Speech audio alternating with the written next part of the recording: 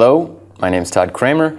I'm from California originally, and I'm here in Israel to speak with the renowned Kabbalist, Dr. Rav Michael Laitman, a little bit about his perspective of Kabbalah, and I'm very glad to be here. Thank you. What do I call you? That's quite a long name, Rav Dr. Michael Laitman. What shall I call you? Yes, you can shorten it to whichever direction you like, Rav or Doctor. Sure. Mike? Mike. Mike? No. Okay. I'll call you Dr. Laitman. How's that? Yeah? Okay. Dr. Laitman, if I study Kabbalah, can I drink liquor and smoke cigarettes? Or? Of course. I can. Also, why when I started studying Kabbalah, I used to smoke cigarettes. You did? Yes. Until I had to quit already. That doesn't sound very... Well, it doesn't sound very spiritual to me, though. I thought when you engage in some spirituality... Not at all. Kabbalists, they used to smoke and drink. Oh, that's a bit of surprise. Yes. There's no limitation. For a person who engages in Kabbalah has no limitation in this life, because he engages in his internality, through his inner efforts, through the inner seclusion, through inner observation, he attains the reality. He doesn't attain it through his body. Therefore, he does not need to be an athlete or something. Already, I think... well, you've confused me a little bit already. I'm just talking now the basics of Kabbalah, and you're talking about something... Kabbalah is spirituality. Is it something like this? It's a religion, or it's... Not a religion. Kabbalah does not guarantee anything after you die. And the religion is built on the fact that you work here and you'll receive something after you die, right? The next world, heaven. Going to heaven. Exactly. Heaven. And so if I don't study Kabbalah, I don't go to heaven. No, not at all. There is no heaven. According to the wisdom of Kabbalah, there is no heaven. When you die, there's nothing. Just like animals and beasts that you eat or that you slaughter them, when you slaughter them, they die, and what's after that? Nothing. And we're like, that's what we are, we're like animals. And no more, unless you develop, while you're alive, your soul. And the way to develop my soul is through the method of Kabbalah. Yes. Now, does that include the red string? Because I wanted to get one of those. Can I get that in your gift shop downstairs? Or do you have a... Where can I get a red string? Not here. We don't sell anything other than books. These books teach a person how to have this inner observation that will lead him to self-correction in order to feel the eternal world here in this world. In this life, here and now, I can discover, while I'm alive in this world, the spiritual world, the eternal world. So what are you saying? There's a world that exists that I don't see? Of course. You don't know about it? No, I see the world. I see the world. You don't? I walk around in it. I live in it. I've got the world. Right, but you don't know what's going to happen in the next moment. Where does that come from? Well, sometimes I do. Of course, I plan my day out. I see what's coming. No, you don't know. It can happen in any moment, and you don't know what. The fact that you plan it, that's just plans. Okay, yeah, but I mean, if I go to work, I see my family. But if we're talking about our world, the way it works, the way it is activated, then we see that it is most probably activated by forces which are higher, and that they lead it to a certain goal. We see how humanity develops, evolves. We don't determine our development, say, 2,000, 3,000, 4,000 years ago. We didn't plan reaching the world as it is today, but we're developing according to a certain plan, which is concealed from us. This is like some evolution or something, right? I mean, this is evolution, that's right. But where are these forces of evolution? According to what plan is it advancing? Well, whose plan is it then if it's not mine? Nature's. You're just part of nature. You're activated. You can plan your life? Not at all. Ask people who have been through life. When they look at their past, everything they've been through, they'll tell you, it seems it wasn't even them. It's not under a person's control. I think most people try to have a nice life. They start off with as a boy or a girl, and they grow up, they have a family, they retire. Yes. You're saying something beyond this? What do you know that I don't know? What does Kabbalah say about life? I'm confused. So listen, you're right. Most of the people in this world live as they do, and it doesn't bother them, even though they don't know what the plan of life is, what's going on there, and so on. But there are people that a question awakens in them. What is the meaning of life? And this question about the purpose, about the meaning of life, what is life for? What is the universe for? What did I get out of this? Where's the beginning? Where's the end of all these things? These aren't questions you can answer through science, because the person, it bothers him to such an extent he can't continue with his life. He doesn't care how his life will be with this profession or that profession. He wants to know what life is for. And when he asks, he comes across a problem. But you say this isn't a religion, Kabbalah is not a religion, but all religions are talking about what's kind of the meaning of life, and that we have to be good and take care of ourselves and not do bad things to people, and then we can go to heaven or something like this. So, why is Kabbalah different? The wisdom of Kabbalah tells you the opposite. It says, we have to correct ourselves, that we're opposite from this world. Even from this world we're opposite, because this world acts according to a good, positive plan, a harmonious plan in the connection between all parts of reality, all except for man. He's an egoist. He ruins the environment. He ruins life. He hates everyone. He's not in a state of love with the different parts, still vegetative and animate.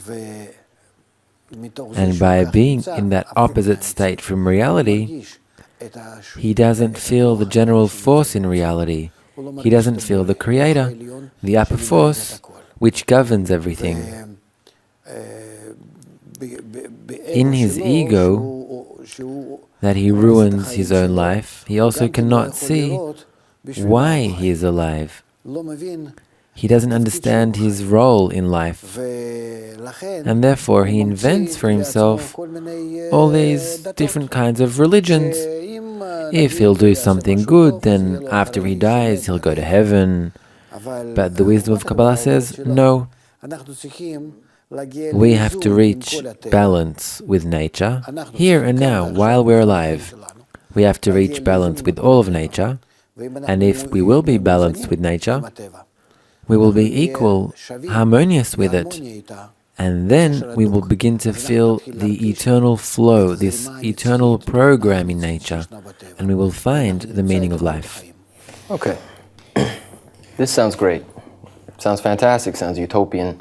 I mean, I'm from America, I'm from California. I remember the New Age movement came in the 90s. I've smoked a few joints with some friends. I listened to Bob Marley. I know that we're all one and somehow we're all connected. I remember the 60s, but you know, they shot John Lennon, they shot JFK, they shot Martin Luther King. You're pitching something that's sort of a utopian vision of the world. I don't see it. I don't understand how you're able to, with Kabbalah, let's say, to bring some kind of utopian ideal to the world. You're saying things are different now? Or? You are 100% right. You're right. I'll tell you even more than that. I have nothing to show you. I have no way I can prove you that I'm right. In addition, the wisdom of Kabbalah doesn't come to prove anything. It is awaiting people who really have that question, who have that deficiency, and that deficiency that they're asking, what is the meaning of life? the essence of life in a way that they're ready for the wisdom of Kabbalah. When they find this wisdom, they begin to feel the answers that it gives, and others don't. You can say to me, show me where the next world is. There's nothing here. I see here honor, money, power, women, children, money, family, sex, cars, a good job, success, to profit, to have a good time. That is true. If you don't ask deeper questions, then I won't have any answers for you. Meaning, the wisdom of Kabbalah starts talking to a person if his questions are at the same level the Kabbalah can answer them. Is this why all the celebrities are into this now? Is this why it's become so popular with celebrities? Madonna, for example? No, all that is nonsense. It's very trendy now to be into Kabbalah and... No, that's not Kabbalah. That is like all those different kinds of New Age and mysticism that you were talking about. That's not Kabbalah. The wisdom of Kabbalah is very serious. It doesn't belong not to celebrities and not to scientists. It belongs only to people who have a true craving to know the meaning of life, meaning the inner force which governs life. And that question that awakens in man is his own personal question that without answering it, he can't keep on living to such an extent. So how can I tell the difference between, let's say, Ashton Kutcher with a red string who shows up in some tabloid media and somebody who's studying like what you call authentic Kabbalah? How do I know that somebody's... The truth is, there is only one way you can really know for sure. According to which sources do they study the wisdom of Kabbalah? Because the wisdom of Kabbalah has known sources. It's the first book written by Abraham, the book of creation, and then the book written by Moses, the Torah, the Bible. Then there's the book of Zohar, the primary, most fundamental book of the wisdom of Kabbalah. Then there are the books of the Ari, who was a Kabbalist from the medieval times, and then the books by Bala Sulam, who was a Kabbalist from the 20th century. And the writings of these Kabbalists are the foundation of this ancient wisdom. And anyone who studies according to those sources is considered that he studies the wisdom of Kabbalah. Okay, but all those books you mentioned, these are all Jewish books. So this is Judaism, basically, then. The wisdom of Kabbalah came from there. What can you do? Came from Judaism. Well, the wisdom of Kabbalah was the origin of Judaism, and after the destruction of the temple, Judaism turned into religion, and that's the way you see Jewish people now, that it's unrelated to Kabbalah. That's a different topic completely. If you're talking about the sources, then I told you who the sources are. Well, you're saying that Judaism came from Kabbalah. Judaism is a result of Kabbalah, or Kabbalah is a result of Judaism? All the religions are as well. All religions came from Kabbalah? Of course. Where else would they develop from? Well, how come we don't know this? How come I've never heard this? I've studied religion. I went to school. Nobody told me this before. Okay, well, the fact that you weren't told doesn't mean it's not true. I went to university. I studied theology. Okay, good. And how did Christianity originate? Not from Judaism? Well, yeah, not Christianity came from Judaism, Islam came from Christianity. And what are the origins of Judaism? The wisdom of Kabbalah. Until the destruction of the temple, there was no religion. There was the wisdom of Kabbalah. What does that mean? The nation of Israel lived with a sensation and the attainment of the spiritual world of the upper force, since they were on such a degree in this mutual love between them that they felt the upper force. And then no certain actions were needed like the religions now supply human beings with. but they felt it themselves. Each and every one felt these two worlds, this world and the upper world, the upper force which governs reality, and they lived in this eternal flow in this world. Also in the body that lives and dies, but they identified themselves with a soul. So wait, people thousands of years ago? Yes? Yeah, 2,000 years ago. Up until 2,000 years ago. That people were fine. Everybody was good. They were good to each other. They all loved each other. It was like a big, happy family. Oh, yes. Until 2,000 years ago. And then we all became bad. I'm talking about the people of Israel.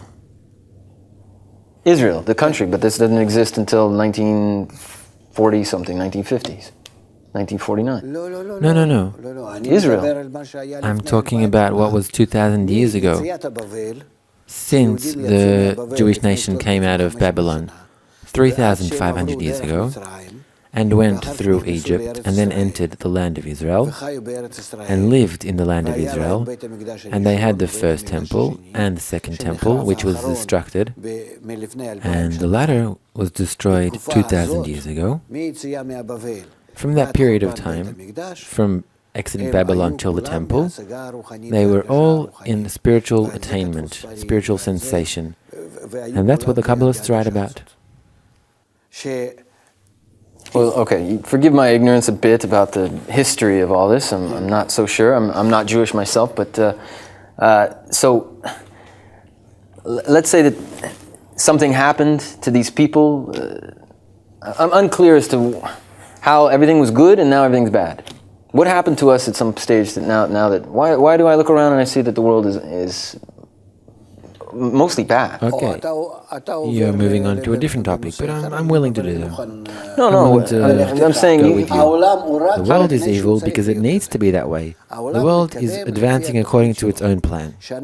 We need to reach a state that we won't be able to tolerate our own nature. Our nature is egoistic. We're eating each other up. We hate each other. And we have to reach a state that will be so terrible to each other that we'll decide together that we have no choice. But we have to return to what is written, love thy friend as thyself. And so these Israelis 2,000 years ago developed this plan. And they lived according to that law, according to the law of love thy friend as thyself. Well, what happened to them? Where is that condition today? The ego erupted in them as well, and instead of loving each other, they started hating each other. And that's why they were departed out of Israel, and the temple was destructed. Because of the ego. Okay, now we're getting to something a little bit more interesting. Now I'm starting to see something of a clear picture. Who gave them ego, or how did that happen? The general plan of nature or of the creators is such that we all have to go through this increasing ego from one generation to the next, all of humanity, until we reach the state we're in today, in this global general crisis. And all we need to do is to understand the cause of it, which is us reaching the ego in its tremendous outbursting manner, and that's what we needed now. That's what our development is aimed towards. Therefore, the wisdom of Kabbalah is revealed at this time, which we can explain to us why we've reached it, and how we can deal with our current ego. And if we want to invert it to love of others, then this wisdom can help me. It has forces which can correct it. If we can just focus just now on ego just for a minute, because now I've found something different, something interesting. And religions don't treat the human ego, by the way. Well, wait a minute now. A Buddhist will tell you to sit under a tree and you do this for a while. Maybe it takes you a couple of years, but yes. You're eliminating your ego to a certain extent, and you get enlightenment, and then what? I don't know. You go to heaven. Why? They cancel the ego. That's true, but they cannot correct it. They cancel it. They eat less, they breathe less, they think less. The difference?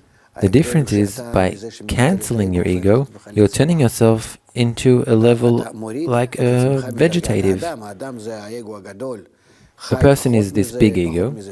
He lowers himself to a state of vegetative, even lower than that, to a level of inanimate. So there's different levels of ego? Of course, yes. How can we grow? How do we grow? A small baby has a small ego, and then he grows, and he has a growing ego. Yeah, he wants more and more. Children who are born now already have a bigger ego. That's why it's a new generation. Animals, there's no difference between an animal today or, say, 50 years ago. Human beings are different every generation, with their understanding, with their emotions, with their sensations, and all of that is because of their increasing ego. 2,000 years ago, everybody was happy. Then the God gave us an ego. Yes. A little tiny ego or something. And that ego now 2,000 years later has come to some kind of great cataclysmic end. And that's how we have to develop. Not from 2,000 years ago, from the times of Babylon. We all have to develop together. Also Jews with their complicated history and everyone else in the world. We all have to develop together and reach the 21st century that our ego is now pressuring us. It's not allowing us to do anything.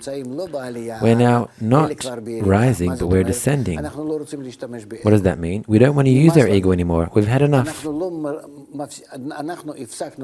we're done with the ego. Yes, exactly. It's now showing us that it cannot bring us any benefit or pleasure. Because if throughout history I thought I'd be able to be greater, richer, powerful, more and more and more, my children wanted even more power, even more pride, and so on. And that's how it was each and every generation. We've now reached a generation that says, I don't want it. Why don't you want it? You can have success, you can have this. I won't get anything out of it. I look at you, I see you have nothing. Yeah, people aren't happy anymore with what they get, in other words. Exactly. Despair is the number one illness in the world. Drugs, terrorism. People don't know what to do with themselves. Instead of running forward, they've stopped running. Instead, they don't know what to do, they just... So is the ego a good thing or a bad thing? It's very good if it's used correctly. The ego is the motor of development. We only now have to take it, and we need to start developing towards spirituality. And if we don't go towards spirituality, then we get stuck. We've developed and developed, and we're reaching a state like to a ceiling, and that's it. And then you start, that's it, we have nothing else. We don't see that there is, through this ceiling, a breakthrough to this new development with a new tendency. It's a development in a new paradigm. That we need to start using the ego oppositely. We need to understand that we cannot fulfill ourselves, but only in a way that we fulfill others, and then all the abundance flows through us. And a Kabbalist is aware of this? Yes, of course. And learns how to do so. To what? Tame his ego? No, not to tame it, to use it correctly. The ego keeps on growing because we break through this ceiling of our world and we enter the spiritual world. In the spiritual world, the ego keeps on developing, but it has a reason, because there we use the ego in order to connect to the others, and each one can fulfill the others. And to the extent one begins to fulfill the others with love in this mutual participation, to that very extent he begins to feel how from that he has this new life, this life above this ceiling, above this limit, a life in which he feels the flow of eternal life, eternal. While I'm alive here, in this body of mine, in this world, and meanwhile, in my consciousness, I attain this eternal world. I connect to the others, and through us there is this flow of information, of the sensation, this flow of this one force. Okay, we're almost out of time here. But we'll come back, hopefully, and we'll talk a little bit more about ego and the spiritual world, this next spiritual world. I'm at your service. You got time? Great. Thank you, Dr. Laitman.